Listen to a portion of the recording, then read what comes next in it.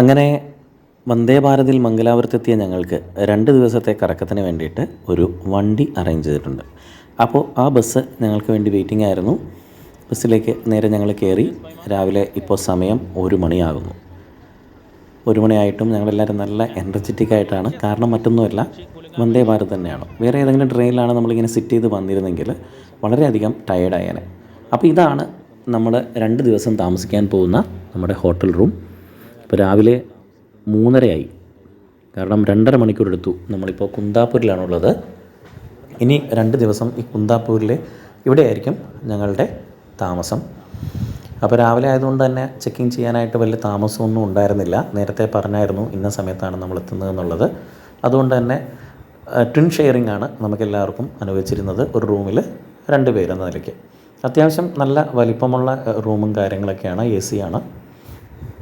പുതിയ റൂമാണെന്ന് തോന്നുന്നു. നല്ല ഭംഗിയുണ്ട് കാണാനും കാര്യങ്ങളൊക്കെ. അതുപോലെ നമ്മളെപ്പോൾ റൂം ബുക്ക് ചെയ്താലും റൂം കാണാൻ നല്ല ഭംഗിയായിരിക്കും. പക്ഷേ ബാത്റൂം പലയിടത്തും പൊട്ടി പാളിച്ചിട്ടുണ്ടാകും. പ്രത്യേകിച്ച് ഫ്ലഷ് ഒന്നും വർക്ക് ചെയ്യുന്നുണ്ടായിരിക്കില്ല. പക്ഷേ ഇതങ്ങനെയല്ല, അത്യാവശ്യം നല്ല റൂമും കാര്യങ്ങളൊക്കെയാണ്. രാവിലെ നിർമ്മാല ദർശനം നല്ലതാണ് എന്ന ഉദ്ദേശമുള്ളത് കൊണ്ട് തന്നെ ഞങ്ങളെല്ലാവരും പോയി ഉറങ്ങാനൊന്നും നിന്നില്ല. പോയി എല്ലാവരും കുളിച്ചു. കാരണം ഉറങ്ങിക്കഴിഞ്ഞാൽ പിന്നെ എണീറ്റ് വരാൻ താമസിക്കും എന്നുള്ളത് കൊണ്ട് തന്നെ ആദ്യം മൂകാംബിക ദർശനത്തിന് പോകാമെന്ന് കരുതി.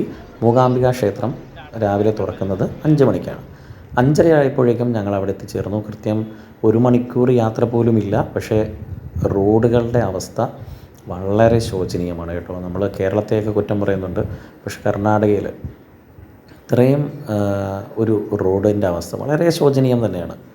ഒരു രക്ഷയില്ല. നമ്മൾ സാധാരണ ശബരിമലയിൽ സീസണൊക്കെ ആകുമ്പോൾ ആ റോഡുകളൊക്കെ നല്ല രീതിയിൽ നമ്മൾ ടാറിങ്ങും മറ്റുള്ള കാര്യങ്ങളൊക്കെ ചെയ്യാറുണ്ട്. പക്ഷേ ഇത് വളരെ ശോചനീയമാണ്. സ്വന്തം വാഹനത്തിൽ വരുന്നവർ, ഞാനിപ്പോൾ കറക്റ്റ് ഒരാഴ്ച ആവുന്നേ ഉള്ളൂ, ഒരാഴ്ച ആയിട്ടില്ല. കഴിഞ്ഞ വെള്ളി ശനി ഞായറാണ് നമ്മുടെ ഈ ടൂർ ഉണ്ടായിരുന്നത്.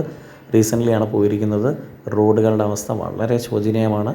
ഒന്നുകിൽ നിങ്ങൾ രാവിലെ യാത്ര, അതിരാവിലെയോ രാത്രിയോ ഉള്ള യാത്രകൾ ഒഴിവാക്കുക. പകൽ വെളിച്ചത്തിൽ മാത്രം പോവുക. കാരണം അങ്ങോട്ടും ഇങ്ങോട്ടുമൊക്കെ പോയിട്ടുള്ളവർക്കറിയാം, നല്ല കാടും കാര്യങ്ങളൊക്കെയാണ്.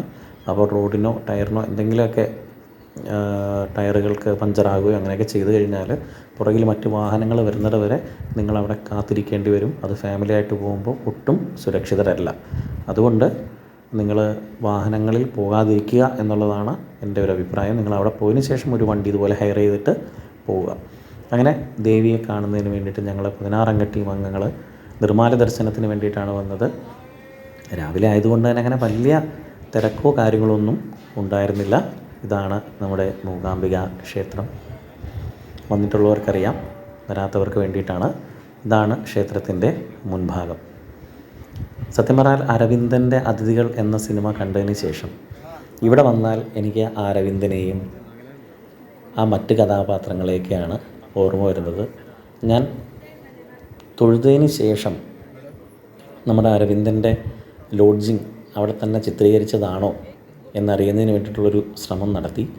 പക്ഷേ എനിക്കറിയാൻ സാധിച്ചത് കുറച്ച് സീനുകൾ മാത്രമാണ് അവർ ക്ഷേത്രത്തിൽ അടുത്തൊക്കെ ആയിട്ട് ചിത്രീകരിച്ചിരിക്കുന്നത്. കൂടുതലും തമിഴ്നാട്ടിൽ കുംഭകോണത്ത് സെറ്റിട്ടതാണ്. അതായത് ഈ ശ്രീനിവാസൻ്റെ ഹോട്ടൽ റൂമും അങ്ങനെയുള്ള ചില കാര്യങ്ങളൊക്കെ സെറ്റിട്ടിരിക്കുന്നത് കുംഭകോണത്താണ്.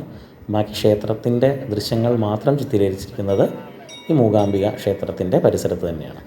അത് സെറ്റല്ല, ഒറിജിനൽ തന്നെയാണ് എന്നാണ് അറിയാനായിട്ട് സാധിച്ചത്. എന്തായാലും അരവിന്ദനെയും നമ്മുടെ വരദയൊക്കെ ഒരുപാട് മിസ് ചെയ്യുന്നുണ്ട്. അവിടെ എത്തുമ്പോൾ എനിക്ക് സത്യം പറഞ്ഞാൽ ഭയങ്കര ഒരു ഫീലാണ്. കാരണം ഷാൻ റഹ്മാൻ്റെ ആ ബാക്ക്ഗ്രൗണ്ട് മ്യൂസിക്കും സ്കോറും അതുപോലെ കൃപാകരി ആ പാട്ടൊക്കെ സത്യം പറഞ്ഞാൽ ഭയങ്കര ഒരു ഫീലാണ് കേട്ടോ.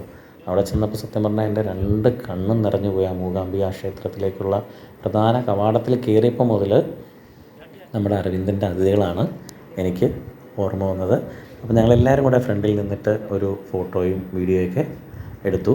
ഇനി അവിടുത്തെ പ്രധാനപ്പെട്ട ഒരു വാദ്യമാണ്, നമ്മുടെ നാട്ടിൽ നാദസ്വരമാണ്. ഇതാണ് അവിടുത്തെ വാദ്യം. നമുക്കതൊന്ന് കേട്ട് നോക്കാം.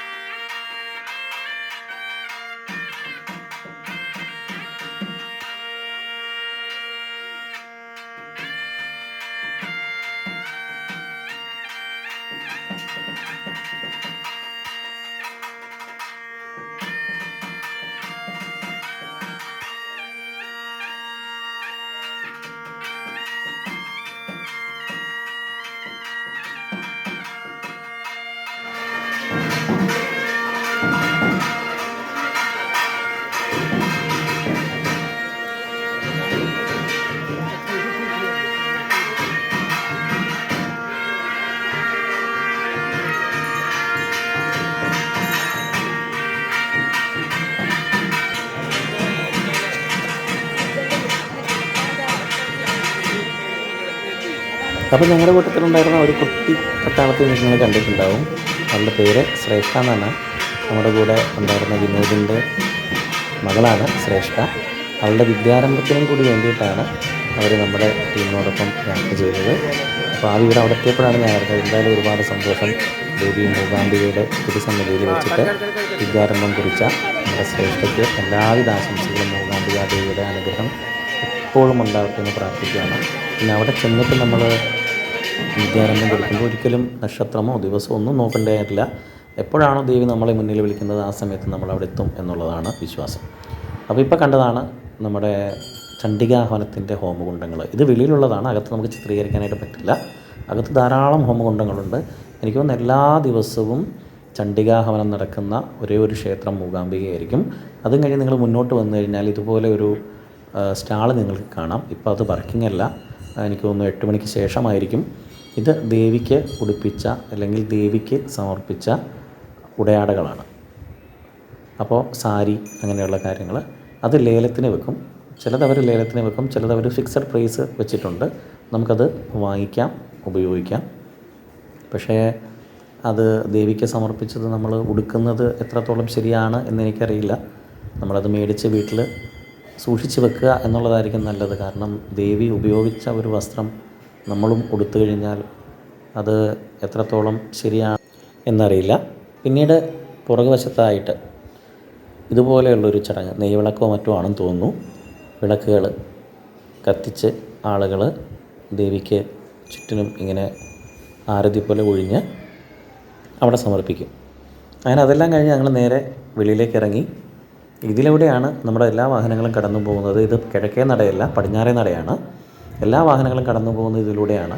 അപ്പോൾ അതിൻ്റെ തൊട്ടടുത്ത് തന്നെയായിട്ട് കേരള വെജിറ്റേറിയൻ എന്ന് പറഞ്ഞൊരു ഹോട്ടൽ കണ്ടു.